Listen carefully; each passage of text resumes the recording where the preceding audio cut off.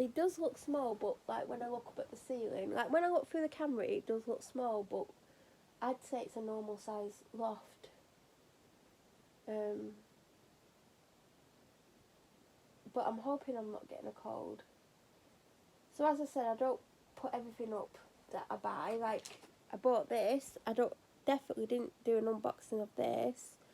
This is the Cranberries and Chocolate palette from Makeup Revolution or Revolution. And I got it for the colours because I don't really have any of these colours. I used to have a palette that had like autumnal shades in. I think it had 6 shades in, and one was a gold, one was a bronze colour, one was an orangey colour, and so on. But if you've been round long enough, if you remember like 3 winters ago, I used to wear that all the time. Obviously, I don't now because I got rid of it. So I got it basically for the colours. Like yesterday I had this one on mixed with this one. But I got it for the oranges and the plummy colours to just like do different makeup looks. Oh god, I'm looking at myself in the mirror and I've got a lot of spots around my mouth. Not, well, chin area, not that you needed to know that. Oh, the packaging for it is super adorable as well. So this is the packaging. It's very Christmassy, isn't it? I normally don't even keep the boxes.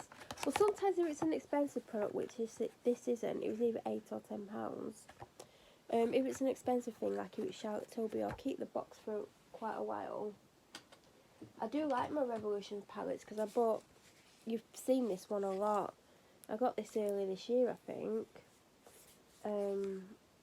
You can see that's my favourite shade. This is like, it's so pigmented, it's really hard for me to wear. But I like the shade Whisper, Neutral, which is the one that's heavily dented, Delight, Calm, Calmer. But I've used most of them. So I do like my Revolution palettes. I've got another one somewhere. And you would have seen this one if you watched my other content videos. This came in a rocker box. And I literally got it not many days after I got this one. And it's similar but different. This is more reddy tones. There's a couple, well, there's some orangey ones. So I've been using this predominantly if I do makeup. And this one, I did makeup yesterday. I do it about once or twice a week at the moment. I didn't do it for weeks and weeks and weeks and weeks in lockdown. I know you can't see me, and these are probably like boring videos for you, but I'm going to have to go in a minute, or, well, a few minutes. So yeah, you don't see everything that I buy.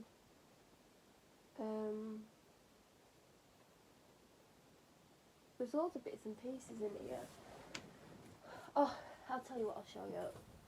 So I'm reading this book at the moment, and I wouldn't recommend it because it is hard to get into. It's definitely a mystery. I was told it was a thriller, but it's not. It's not thrilling me anyway. Because it says, like, addictive and incredibly tense. I couldn't put it down. I can put it down, let me tell you that for free. Where does that saying come from? I'll tell you that for free. I'll tell you that for nothing. Like, last night I made myself read a few chapters, maybe 4 or 5. Maybe more, actually. I'm on chapter 21 now, and there is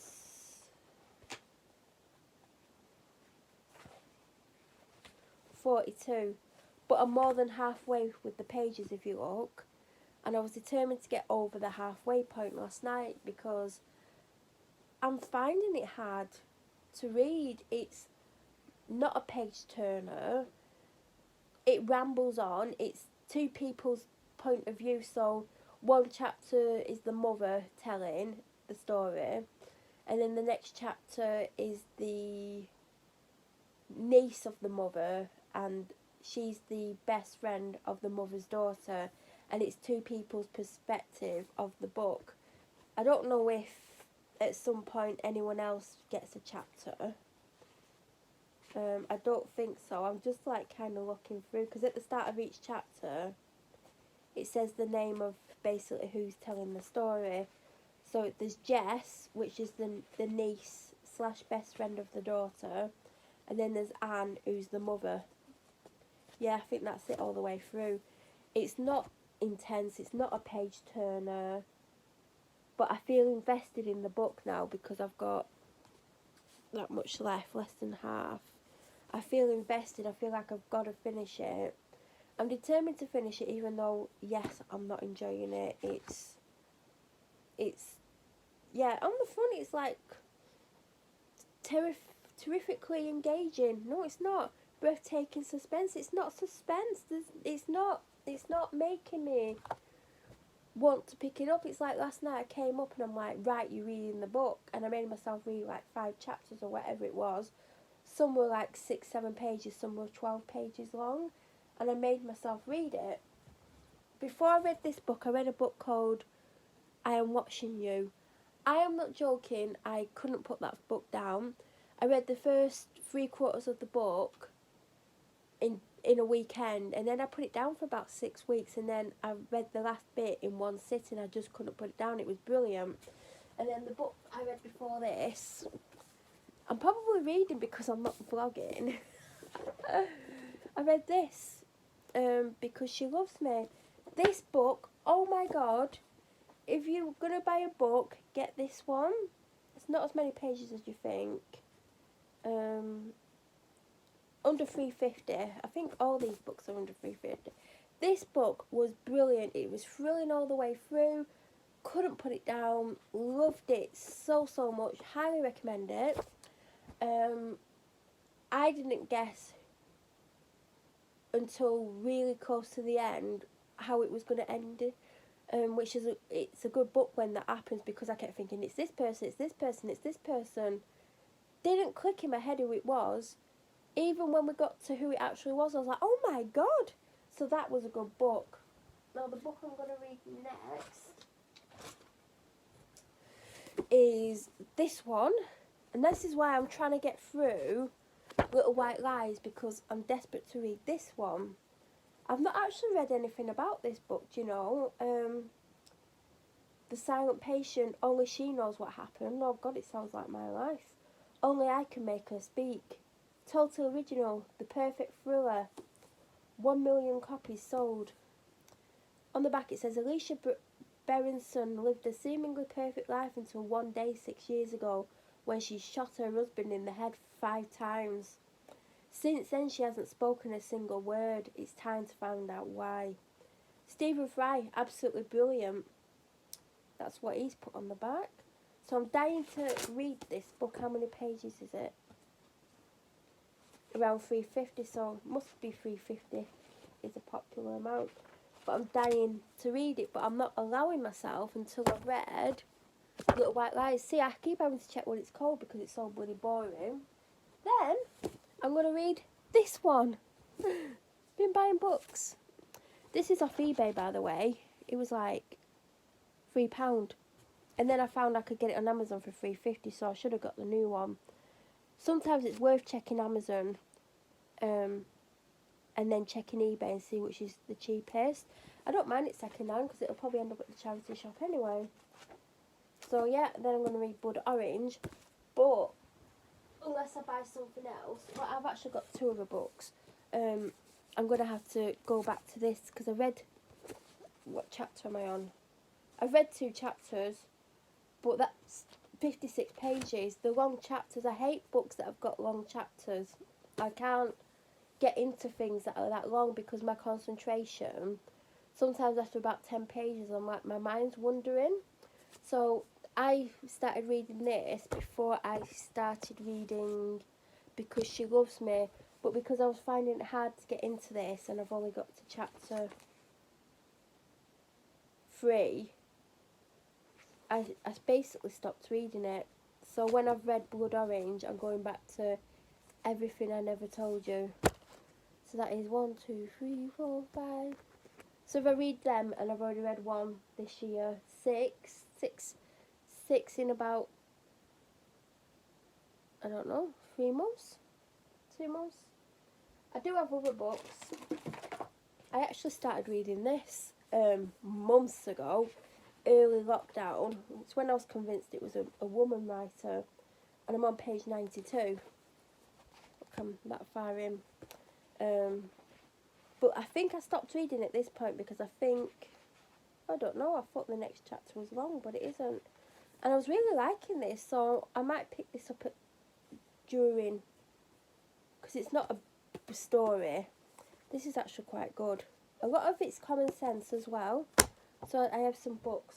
Oh God, what time is it? I had stuff to do and I'm just filming. Oh well, I might as well carry on filming. So yeah, I typically don't read books. I go through phases. I remember when I was 21, oh God, I had a friend who used to read, and I think she bought me some books, and also someone told me about some books, well, Terry Pratchett books, and I started to read the, I can't remember what it's called. Do you know the Terry Pratchett series of books? If I remember, I'll put it on screen now, but I started reading from the first book, and I never read Terry Pratchett growing up, and I think my brother read them. I think the first one's called The Colour of Magic or something like that, and I absolutely loved that. I loved the character Rincewind. I might actually get some books again by Terry Pratchett and start reading them. I really liked them until I got so many books in and then they weren't as good. But also, I was reading these books by, oh God, who's the author? Oh, I can't even remember what the books were called, but they were really good. But yeah, I had this friend, and they basically got me into reading, and I was reading more than I'd ever read in my life, and I'm not a reader, I don't really read books, but I read quite a few books, quite a few good books.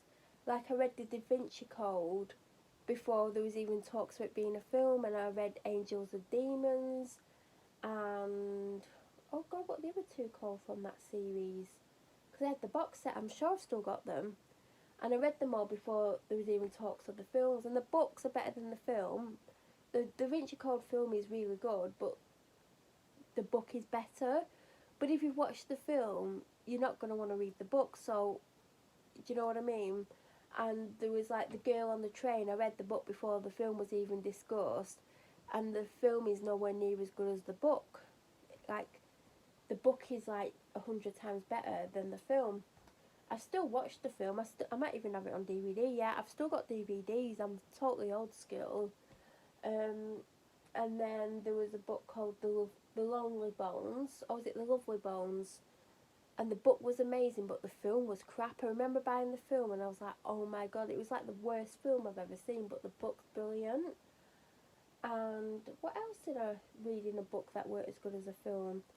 Oh, I read, Stardust, do you know the film? Because the song popped into my head by that, you're the one that Take That did for the film. Stardust, the book, a lot better than the film. The film was good. I wonder if I've got that in DVD because I want to watch it again. But the book was better, and I read the book before there was even talk of the film. Anyway, that friend, like, she used to read all the time. She used to buy tons of books. I know she got me a few books as like birthday and Christmas gifts, and I got into reading a little bit, like 21, 22, and then I don't really read now. Like, I don't think I even read one book last year that I can remember. I mean, quote me if I'm wrong, I mean, I might have done a vlog and talked about a book I read, but I can't physically remember reading a book. I mean, I know I start books and never finish them. Like, I've got this Compound Effect. That's like the Drawer of Doom. It's not even that big, this book. 157 pages. I'm sure I started reading this. Or did I start reading it? Oh, look how tiny the print is. That's why I might have not have read it. I might have read some of this, I don't know. I think it's about... Oh, I don't know. I know there's books all over this room. Well, not like millions, but I know there's books that I haven't read. just found my eyelash curlers. Is there another book in here? I don't think there is. Is there? Oh, I'm not looking for the whole drawer. I know there's books floating around.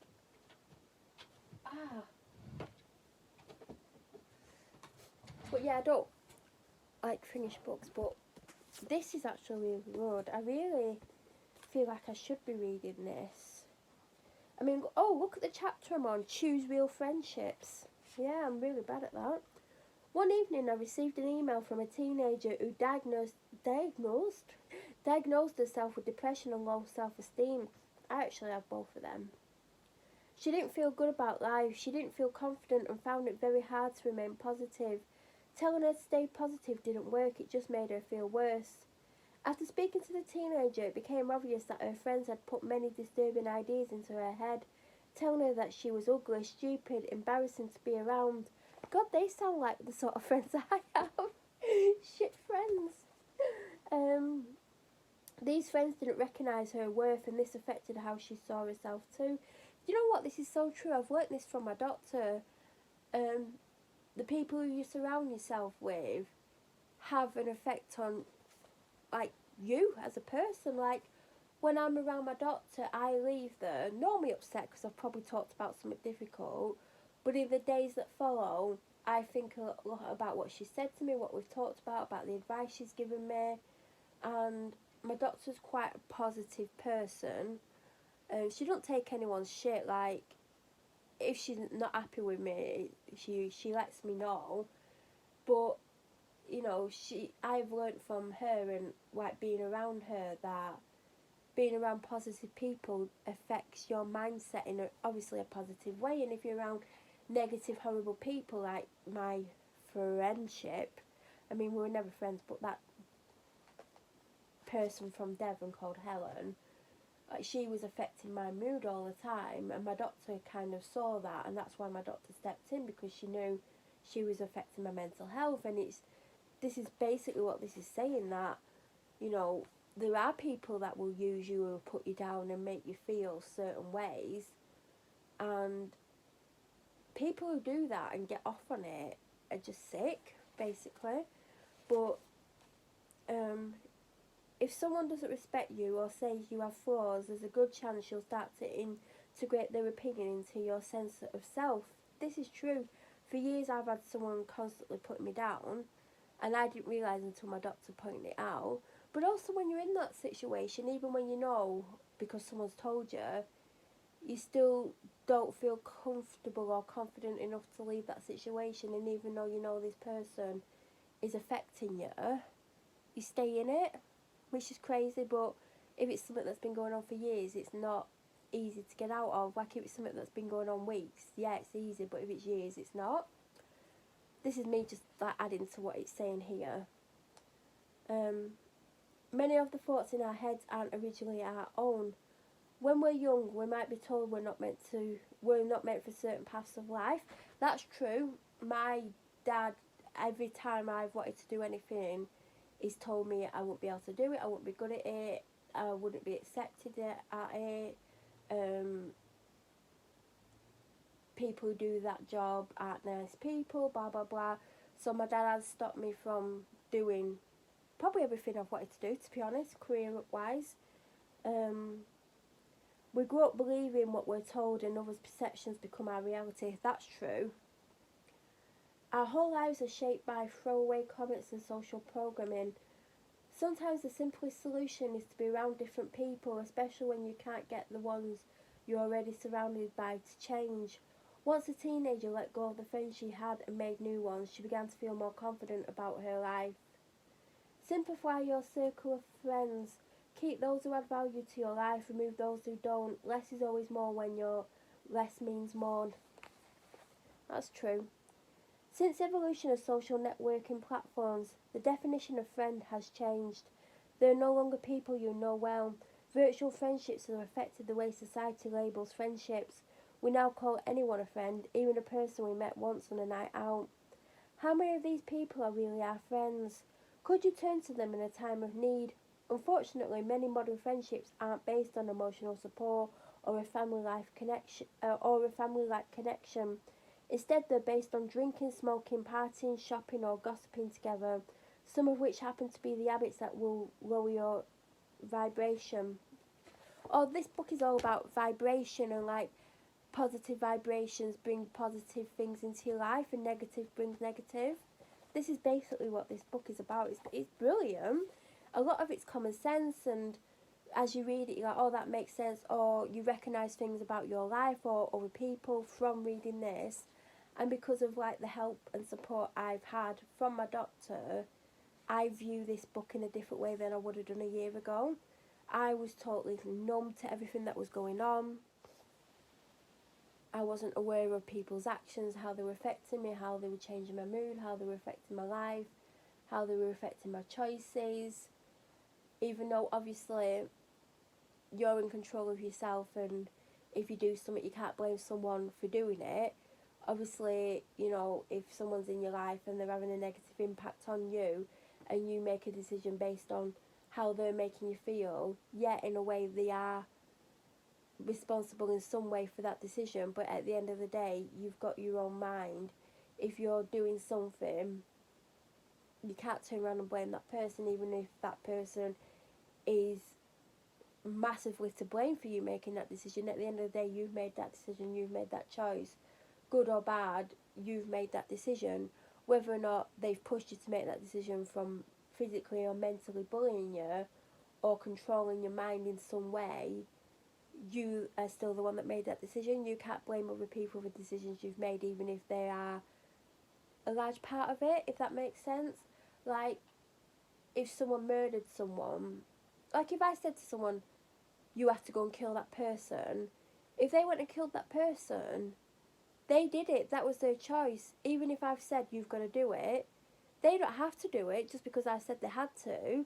That was their own free will. They did it. They, you know, I can't tell you what to do. I can tell you, but you don't have to do it. Do you know what I mean? It's like when my doctor's giving me advice. She can tell me what to do. She can tell me what she thinks I should do, but she can't make me do it. I have to come to that conclusion myself. I can't go off and go, well, my doctor told me I had to do it. Yeah, I can say that, but if I make the decision to actually do what she said I should do, that's my decision. Whether or not she's pushed me to do it, I've done it. She's not done it. She's told me to do it. I've done it. I can't then say, oh, well, she made me do it, because she didn't make me do it. She just said I should do it. We're all in charge of our own decisions, good or bad. We're doing what we're doing. Whether or not we're pushed into it or feel that we have to, we've made that decision. At the end of the day, you've got to kind of accept your decisions. You've got to live by whatever decisions you make. And if you make a bad decision and you realise, or you've done something out of character or whatever, you've just got to own it. You've got to own whatever decision you make. And if it's bad and it's got negative consequences, you've got to do something or several things to rectify the negative consequence, if you want to, if you choose to. I mean, some people are happy doing crappy things with their life and making bad decisions and blaming others, but you can't blame other people for your own action. Yeah, if someone's holding a gun to your head and saying if you don't do it I'll shoot you, then you can't be held, well, you can be held responsible, but you've got really a good reason for doing these things if there's a gun to your head. But in modern life, like, no one's making you do it. Yeah, they might have been controlling your mind for years, and you do stuff for a consequence of that. Like, I have someone in my life who's so negative towards me that they've made me feel certain ways about myself, and I didn't know until obviously my doctor, especially last year, the things she was saying to me, I didn't realise the extent to what they were doing. But in some respects, I'm still in that situation, not as much as I was, but they do control me. They do know how to get me to do things. But at the end of the day, I'm doing it, not maybe necessarily because I want to, but it's still my decision at the end of the day. But this book is great. A lot of these types of friendships may be based on a short-term mutual gain. For example, some friends may only play an active role in your life when both of you need something to accompany you to public events such as parties. The person you go to the gym with might be considered a friend, but you never needed help moving the house. Would they be available to lend a hand? Would they offer to help? Although these friendships may not be bad because they assist you in serving a purpose, they quickly fall away when you're in need of help. You can't always expect those people to be there for you. Sometimes we have more superficial friendships than meaningful ones. Consider whether your friends show you support. Do they applaud you when you win? Do they encourage you to take positive actions?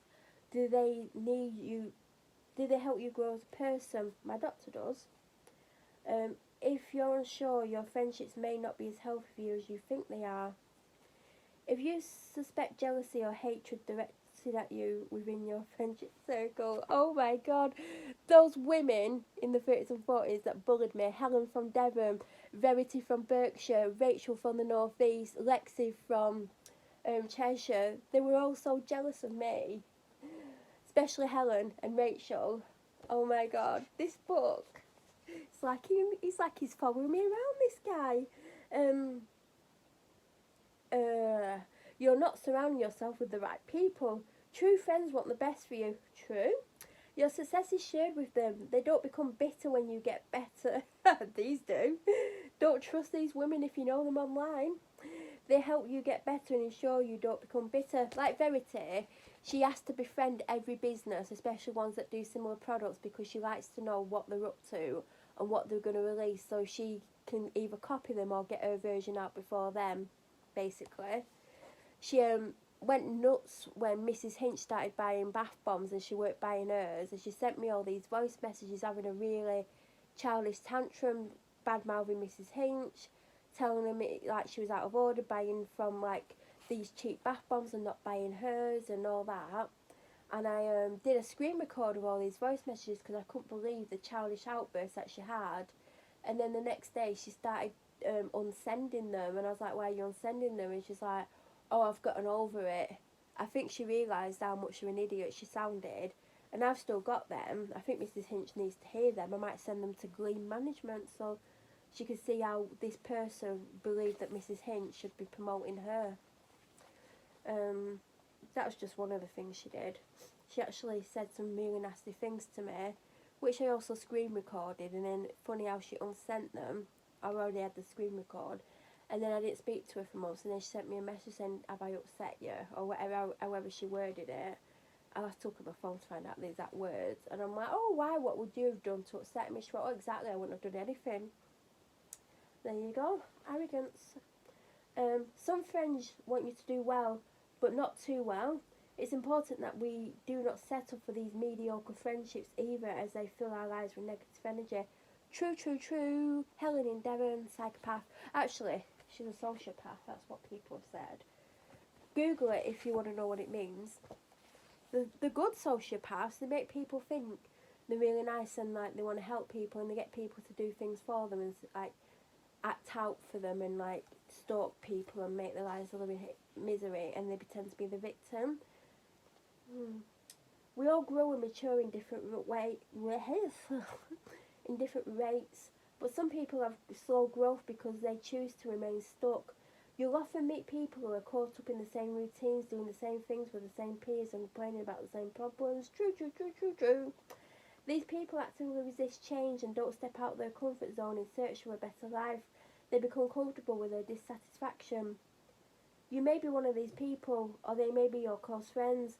You may be highly ambitious and finally pull up the courage to go for more in life. Your friends, on the other hand, might not get it, and the difference in frequencies between you could cause separation. For example, if you wish to grow spiritually, you may become interested in concepts that are completely alien, even scary to your friends. The truth is, all of your friends teach you something valuable in life. They each have a role to play. Some have temporary positions, that's very true. Others are permanent. It's fine to outgrow people and move on with your life. That's what I did with Helen, but she didn't like it and made me sound like I'd done things I hadn't. And then she phoned the police, who basically didn't take any notice, but there you go. She'll get arrested if she carries it on. You must always focus on your own life, expanding it and growing as an individual. You can only do great things for others in the world if you genuinely feel joy, loving and accomplished. If the people around you choose different paths or aren't quite where you are, that's okay. You're supposed to be in life. Sooner or later they'll be there. Your journeys will align again eventually. End of chapter. I don't know why I stopped reading at that point. Maybe I thought it was a long chapter. Who knows? The book is set out into like, it's got chapters and then it's got like parts, like I'm on part 4, which is called, let me have a look back. They're easy to find where the parts start because it's a black page. Part 3, oh, I thought I was on part 4. Oh no, I'm on part 3. Part 3 is make yourself a priority. Part 4 is called accepting yourself. Part 5 is manifest your goals, mind work, etc. So there was this point in here about people like not having drive or ambition and not pushing themselves when they could probably do better.